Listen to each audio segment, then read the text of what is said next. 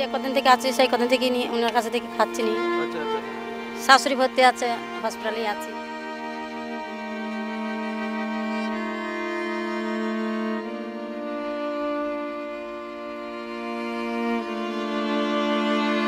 এনাকে খাদ্যমন্ত্রী করলে কেমন হয়?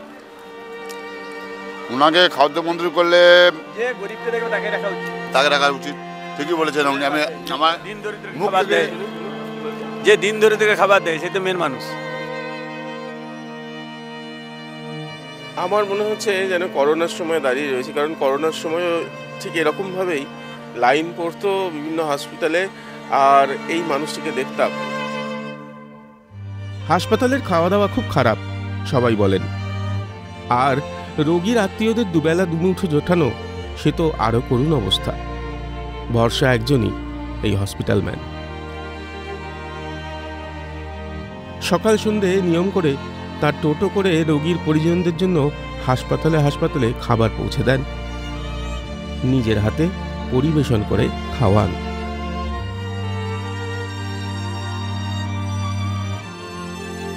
কলকাতা কয়েকটি হসপিটালে এলে সকাল বিকাল দেখবেন এরকম লাইন পড়েছে, এবং একটি মানুষ, তিনি আমাদের মতোই একজন, আমাদেরই পরিবারের একজন মানুষ যেরকম হয় সেরকমই একজন সাধারণ মানুষ, তিনি এই লাইনে খাবার দিচ্ছেন বিভিন্ন সময়, সকাল বিকাল বিভিন্ন সময় বিভিন্ন খাবার। আমি দেখেছি অনেকবার, দেখে আমার মনে হয়েছে কি রে বাবা, প্রথমেই মনে হয়েছে সরকারি নাকি, ডিম ভাত নাকি, তারপরে দেখলাম না, এটা ব্যক্তিগত উদ্যোগ। আপনি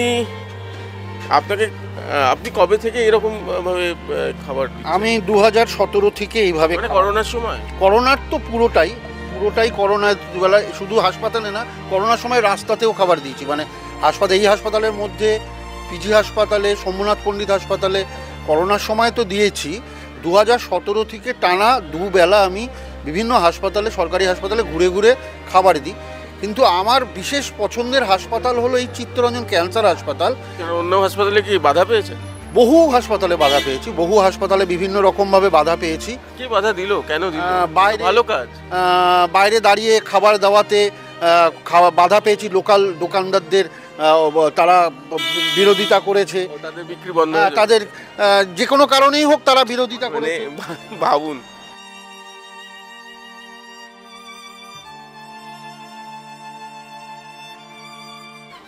বাধা পেয়েছেন? হ্যাঁ, বিভিন্ন রকম বাধা পেয়েছি, কিন্তু বাধা পেলেও সাধারণ মানুষ, এই রোগী এবং রোগীর আত্মীয়, তাছাড়াও আপনাদের মতো বন্ধুবান্ধবরা প্রচুর হেল্প করেছে। তার জন্য এই দীর্ঘ এতদিন ধরে লড়াই চালাচ্ছি। নিজের পকেট থেকে, মানে এটা ঘরের খেয়ে বোনের মোষ তাড়ানো, সেটাই বলে, ঘরের খেয়ে বোনের মোষ তাড়ানো, সেটাই শুরুতে তাই ছিল। কিন্তু তার সাথে সাথে অনেক মানুষ আমাকে সাহায্যের হাত বাড়িয়েছে। না হলে এত বড় নিয়মিত প্রায় 150 মানুষকে খাওয়ানো সম্ভব আমার পক্ষে সম্ভব হতো না। বিভিন্ন মানুষ চাল ডাল দিয়ে সাহায্য করে, বিভিন্ন মানুষ খাবার দিয়ে সাহায্য করে, তার জন্য হয়তো পেরেছি। এছাড়াও যেটা হয়েছে সেটা হচ্ছে মানুষের ভালোবাসা পেয়েছি, আর হচ্ছে আমার ইচ্ছা শক্তি। এই জন্যই আজ এখানে এই 7.5 বছরে প্রায় আমি 5.5 লক্ষের ওপর মানুষকে খাবার দিয়ে ফেলেছি। সেটা একক ক্ষমতা, একক দায়িত্বে আমি এই কাজটা করেছি। কেন, কিসের জন্য করেন? কারণ হচ্ছে, আপনি যদি কখনো কোনো হাসপাতালে যান, মানে যদি কখনো কোনো সরকারি হাসপাতালে ভর্তি হন বা যে কোনো কারণে কোনো রোগীকে দেখতে যান, আমি যেমন কোনো কারণে হাসপাতালে ভর্তি হয়েছিলাম, সরকারি হাসপাতালে ভর্তি হয়ে আমি দেখেছিলাম বিভিন্ন এই রোগীর আত্মীয় এবং রোগীদের কি কষ্ট, খাবার একটা সাংঘাতিক কষ্ট, সেটা আমি ফিল করেছি ভেতর থেকে। মানে হাসপাতালের খাবার ঠিকঠাক না, ঠিক সময় পাওয়া যায় না কি? না, তা নয়, হাসপাতালের খাবার ঠিকঠাক দেয় সেটা বিষয় না। হাসপাতালের সমস্যা হচ্ছে, হাসপাতালে যে রোগী তার কাছেই খাবারটা পৌঁছায়। যেমন ধরুন, আউটডোরে যারা দেখাতে আসছে প্রত্যন্ত গ্রাম থেকে, মেদিনীপুর, পুরুলিয়া, আউটডোরে দেখাবে, সে তো হাসপাতালে ভর্তি না, সেও রোগী, সে তো বাইরে থাকে, সে খাবার পায় না। বাট রোগীর সাথে যারা আসে আত্মীয়রা, তারা খাবার পায় না, তারা তো শুধু জলই খায়। আমি এটা বহুদিন দেখেছি, এবং এটা 7 বছর আমি যখন শুরু করেছিলাম তখন হাসপাতালের আশেপাশে কেউ খাবার দিতে আসতো না। আমি বলতে পারি এই ট্রেনটা আমার থেকে শুরু হয়েছে।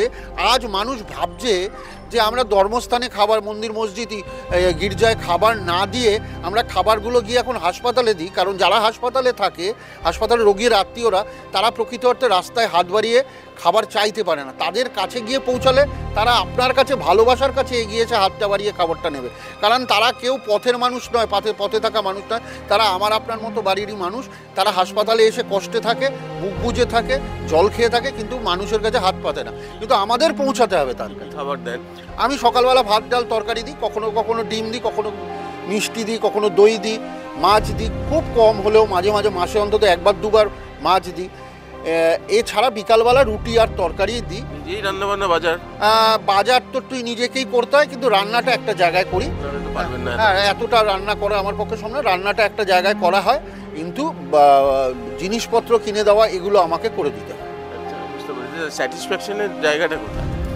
স্যাটিসফ্যাকশনের জায়গাটা হলো, আপনি যদি কখনো হাসপাতালে আসেন, এমনি ঘুরতেই এলেন দুদিন, কাউকে দেখতে না, আপনি শুধু মুখগুলো দেখবেন মানুষগুলো যারা হাসপাতালে বাইরে থেকে এসে বসে আছে, বিশেষ করে বর্ষা এবং শীতে।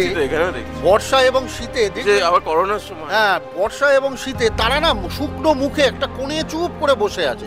একে তো চিকিৎসার একটা বিশাল খরচ, যদিও স্বাস্থ্যসাথী এখন ব্যাপক সাহায্য দিচ্ছে তাদের, তো তা সত্ত্বেও যে খরচটা ওদের হয় নিজেদের চালানোর জন্য, যেমন হাসপাতালে বাথরুম যদি না থাকে, 5টার সময় বাথরুম মধ্যে গেলে ওদের 3 টাকা করে বাইরে হাসপাতালে বাথরুমে খরচ করতে হয়। একটা ছেলে আমাকে সে বলছে, কাকু 150 টাকা তো শুধু বাথরুমে খরচ হয়, খাবো কি?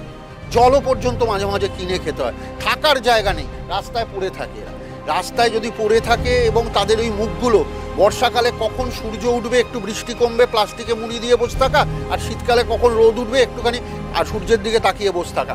এই যে মানুষের কষ্ট, এটা দেখলে যে কোনো মানুষের মনে হবে হ্যাঁ যাই, যে কিছু অন্তত মানুষগুলো। আপনার তো নিজের খাওয়া দাওয়া, বিয়ে বাড়ি যাওয়া, অন্য জায়গায় যাওয়া, উৎসব অনুষ্ঠান না, কিচ্ছু নেই, কিচ্ছু নেই। আমি ত্যাগ করেছি। আমি একটা কথা বলি, যারা আমাদের মতো কাজ করে, বহু মানুষ করে, আমি একা করছি না তো, লাখো লাখো মানুষ করছে, যারা সমাজের কোনো কাজ করতে যায় তাদের আগে করতে হয় ত্যাগ। তাই আমার কোনো কিছু এসব নেই। আমি নিয়মিত শুধুমাত্র সকাল বিকাল, আমার নিজের কাজ হচ্ছে স্কুলে বাচ্চা পৌঁছে দিয়ে আসা গাড়ি করে, আমি পুলকার চালাই।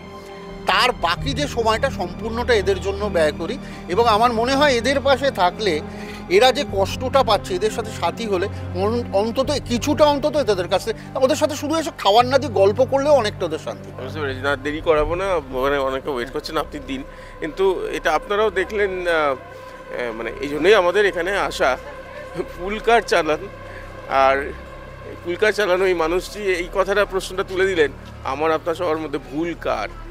তার কারণ একটা কথাই, সেটা হচ্ছে যে জানেন তো কত টাকা, কত খাবার জলে যায়, মন্ত্রীরা, খাদ্যমন্ত্রী জেলে যায়, সেখানে এরকম ঘটনাও ঘটে, সত্যি ঘটনা, সেটাই তুলে ধরলাম।